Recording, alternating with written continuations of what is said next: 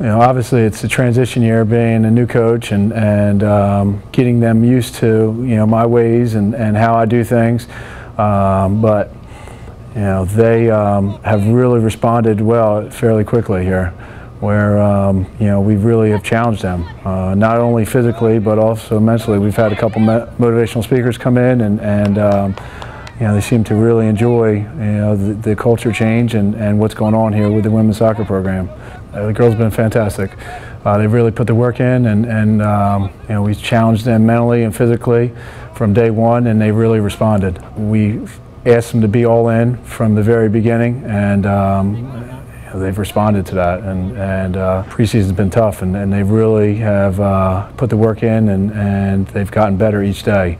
The biggest difference coming over from the men's side to the women's side is bringing the group together in a fairly quick time here by doing team building exercises and making sure the chemistry is first and foremost. I think that's been the biggest thing, where on the men's side we haven't done as much team building exercises on the women's side, and we really try to focus on team building and chemistry. The team has definitely progressed very well, I think, as a unit. We are definitely bonded together very well. From day one to now, we have really come together as a unit, and our fitness is really where it should be. A lot of the girls are more mentally focused on the season. I can say that the incoming students, we're becoming more of one rather than like new players and old players. We are definitely working and striving for greatness. We definitely want to win.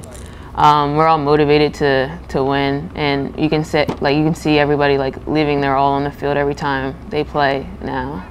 Obviously every year the ultimate goal is to win the conference tournament championship and get into the NCAA tournament. Last year was a down year, to say the least. They finished up 6-12, and our goal is to be over 500, get into the conference tournament, and then go from there. Our ultimate goal is to be undefeated, but I don't want to set the bar too high for them. I want to get over 500, we go from there. So we have short-term goals and then obviously long-term goals also, but it's not going to happen overnight. It's a process, and I think the girls ultimately understand the process. That it doesn't happen overnight, and it happens with hard work and by really putting the work in here.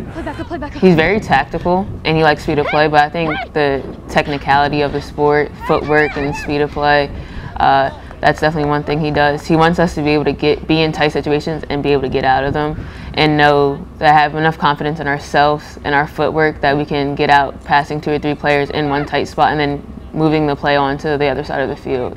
I mean, as soon as I found out, I talked to the girls about it, and I think it's fair being where they finished last year.